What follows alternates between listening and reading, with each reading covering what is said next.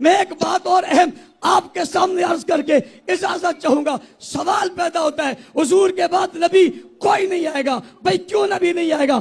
پہلے نبیوں کے بعد نبی آئے ہیں, اس نبی کے بعد نبی کیوں نہیں آئے گا؟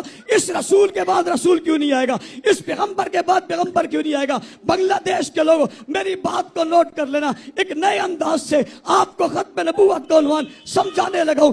کوئی نبی نہیں آئے گا.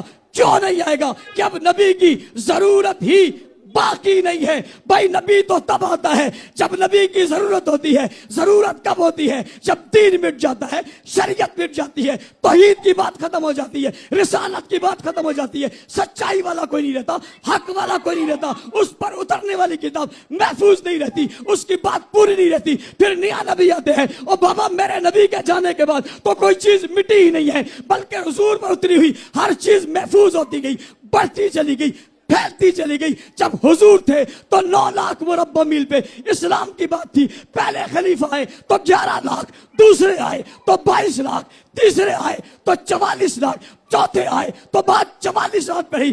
آگے چلتے چلتے ایک وقت آیا جب 64 لاکھ 65,000 مربع میل پر اسلام کا پرچم لہرا کر ختم نبوت کے تحفظ کی بات ہو رہی تھی.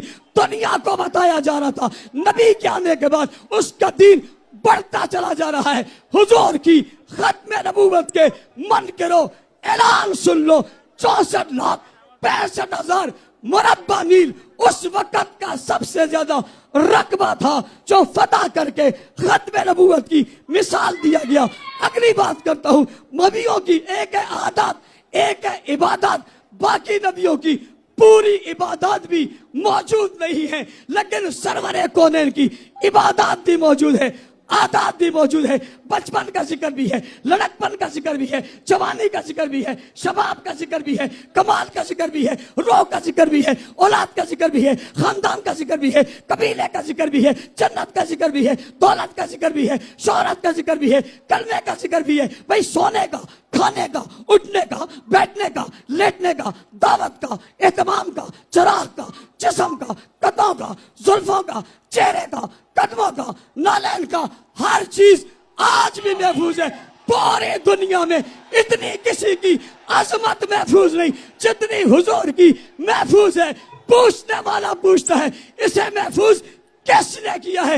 آخری جواب دے کر کہنے لگا ہوں, اسے محفوظ کرنے والی شخصیات کا نام صحابہ ہے. کھل کر کہیے, ہاتھ اٹھائیے, صحابہ صحابہ صحابہ صحابہ صحابہ. ماحول بنائیے, وجد میں آئیے, ہاتھ کریجیے. ختم نبوت کے پہلے پہرے دار صحابہ, عزت رکھنے والے صحابہ, دین پہنچانے والے صحابہ, شریعت پہنچانے والے صحابہ. اللہ ہم سب کو ان کے نقش قدم پر چلنے کی توفیق عطا فرمائے. ماشاءاللہ, جزاک اللہ.